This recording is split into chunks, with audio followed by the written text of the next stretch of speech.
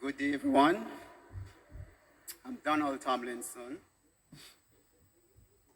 and I am eternally honored to share with you the memories we hold so dearly of my father, a friend, and a grandfather. Duty, discipline, respect, and honesty. These are the qualities that my father held in high esteem. I agree. Practiced in his everyday way of life. My father's main duty was to protect his family. Don't play in the streets, he would have instructed. Stay in the yard and study a book, he warned. As little boys and girls, we could not understand why we couldn't play in the streets like the other kids in our community. And to us at the time, this was a rule we had to break at the expense of some serious flogging. But Papa knew why. He knew that living in the inner city at the time, in the late 70s, and playing in the street was a dangerous practice. And his job was to protect us. My father did not want us to get in any trouble like what I grew up and see that was happening around us at the time. He knew that rival gangs from other nearby communities would attack at any time. And he also knew that the police would swoop down at any time, lock up everybody, man, woman, boy or girl, guilty or innocent. His job was to protect us, and that he did.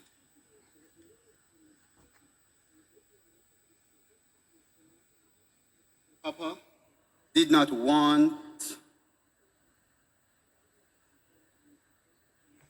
Me put it on your bitch.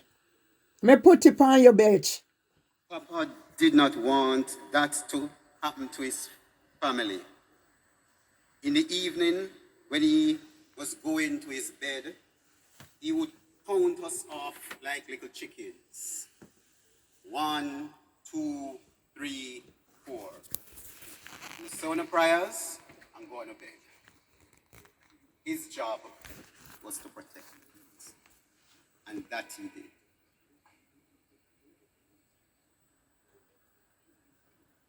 As a child, you don't dare not to carry out his instructions. Yeah? Make sure the world knows what I am going through. My husband dead. And even as And what has been done to me. living in The world will know. The world will know what this country is. taking care of, And the world must know what this country is. would readily provide his instructions. The world will know what this country is and what this country stands for. You better obey. Neglect. A 101-year-old on Byron Ward in King's College. Yeah? Neglect. And then allow me to be treated like this after he's gone. And then we're going to know who is Deborah Agnes Gilchrist and housing for women.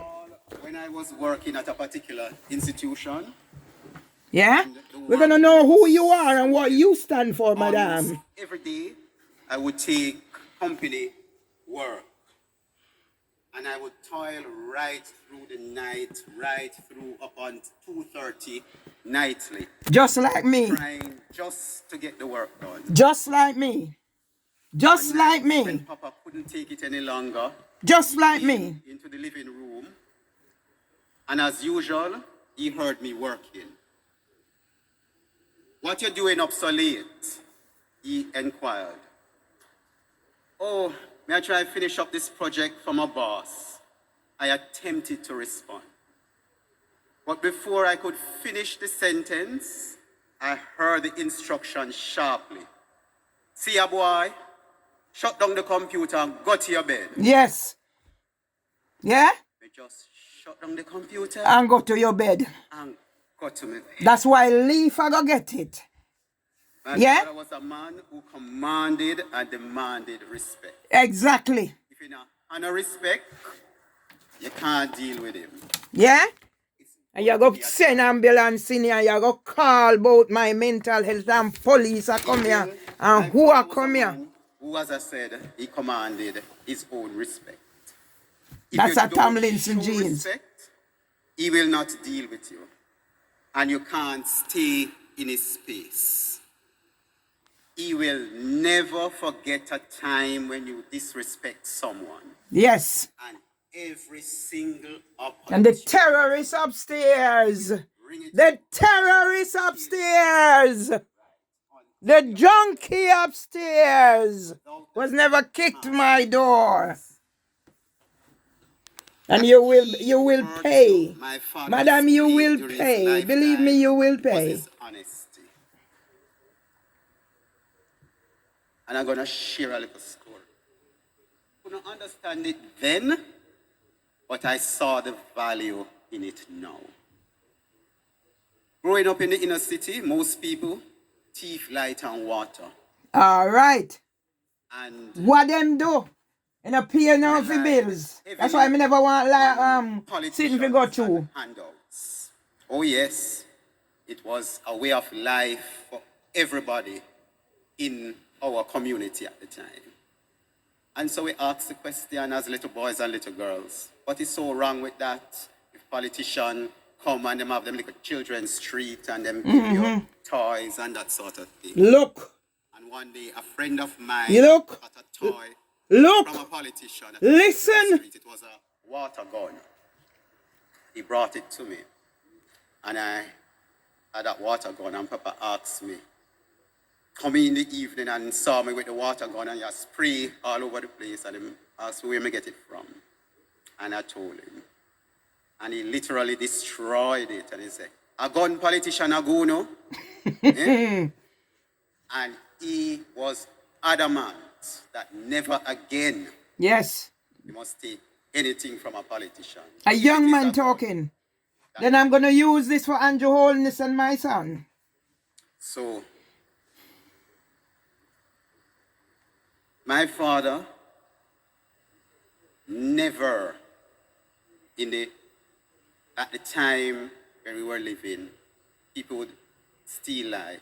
And if we attempted, we would know who Mr. Melzi is. He was that type of person. Let me show you. You're going to know who Mervyn Myers is. You're going to know who Mervyn Myers is. With your documentary. Light the lantern and study a book. That's it. He would never do anything like stealing that you grow up and see around you. Light, water, anything. And that, as you grow up, you couldn't understand it then because everybody was doing it. But as you grow up, I recall I was in a meeting at one of my workplaces. And my GM and I was having a conversation. Never forget. And he said to me, you know, you have a virtue that has spot. And my children then can't say what me do for them. What is it, boss? They can't say what me do for them.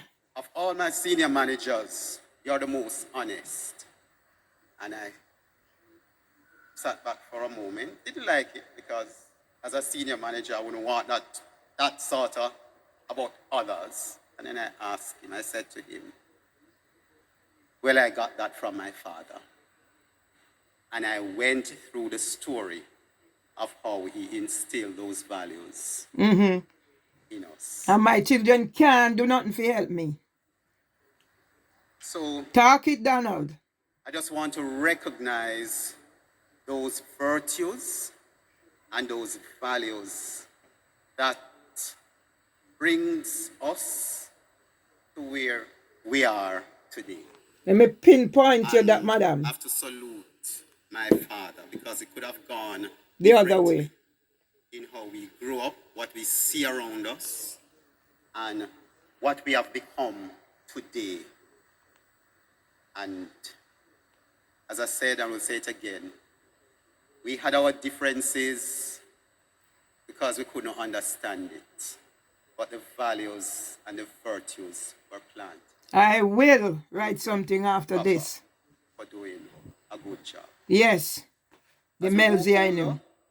we recognize that these values, being dutiful, disciplined, respectful, and honest, have significant values. And they are important in the process of how we navigate our lives. Yes. So I don't dwell too much on those virtues that were instilled in us, but I am happy that we were part and parcel of that course that he had planned. On the lighter side, my father was an excellent farmer. Tomlinson When he see jeans. the full moon, he would call us and say, "Come here, boy, plant the corn." And we'll tell you how many To put in the hole. Yeah? Thank you, Donald. Because they're going to get it. He knows when to plant every single item. He knows how to nourish and water it and bring it Yes. to life and into being. And sometimes I watched him because I was the type of person who liked to plant. But as I get older, I realize that it is gradually becoming a part of. And I will always remember him for that. You couldn't pick him fruits, do you? You have to wait until they are fully ripe. And he had to pick it and give it to you. If you pick it before the time, you and him are going to big trouble. Mm-hmm. All right. The virtues of the Tomlinson, the husband I knew. And as I said, when it comes to his other skills, a painter, a polisher, nobody catch a good color furniture like my father. Any color you want, him can mix it, him can spray it, and him can catch it. And he was not shy about his skills and his craft. Quite boastful when he's ready. I recall when I was in primary school, on most Fridays, my Now father me used to pitney take then me to can't do nothing for me. Me record he this said, for you. "Come here, boy. Me a record this I for want you, you me to show them pitney. man here how to paint." So me take up the brush and me I do the skirting. Son, no man. Skill painter don't do skirting. You leave that to the side man them. That's how boastful he was with his craft and his skills. Above all, my father was a great storyteller. Oh my word! When you call Papa, you have to have a whole heap of credit on your phone. Phone, yes. Me pick up Or that. if you visit him, a whole heap of time to chat. Because Papa gonna take you through every single historic stories he knew. From him was a boy right through to 95, 97. And him now miss a day. He might take you through Monday, through Tuesday, next week, next year. That's how he. And I realize that as you listen to his story, sometimes you're tired when you come from work. But there's always some history I learned about Windrush generation just from my father. And it so happened when I was taking my history exam, that question was 25 marks. And I just got it up quickly. He was a great historian. You see me capture it? A good father. Yes, we will always have our challenges with our parents. That we did. But all in all, and for me pitney then can't say what me do for them. My children then can't say what me do to them. Let me put them to shame. for that. In his latter years, I saw the best of him. Quite mindful, understanding. You begin to see the softer side of Mr. Melzi. Because Mr. Melzi was a rough side, rough disciplinarian. But as he gets older, you start to see that softer, loving, storytelling, historic side of a man that meant so much. So, Papa, walk good. Walk good, Your Melzi. presence is missed. Your spirit will live Forever. in our memories. I would like to take this opportunity to say a big thank you to everyone sitting here this afternoon. Families, friends, well-wishers, I felt your presence. It was comforting in this our difficult time.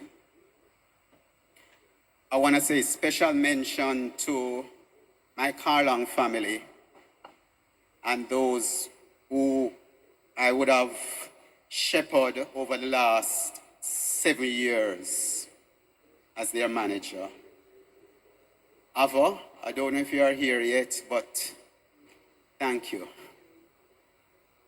Mr. Williams, Miss Burton, Dell, Dolores, and my very dear friend, Lana. Guys, you're remarkable. When Papa died, they just spring into action for me. I never planned anything. Them helped me so much. A big thank you to Nadia and Charlene. Boy, ladies, my nieces are incredible. Thank you so much. I also want to say thank you to my 138 family. And I saw a few of you here. Your words, your encouragement, the many time off I got from work to visit the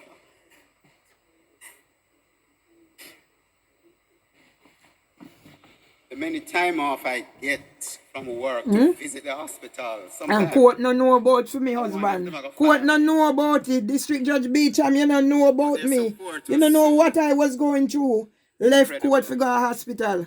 And 2 days later, I go find my husband. I fall out of bed and get a beating for me. Yeah? Church member. When I came here with Lana, I was so distraught and despair. Your effort in putting this together was so seamless, remarkable. Thank you. Thank you again, everyone. Thank you so much. God bless. God bless you all. Thank you.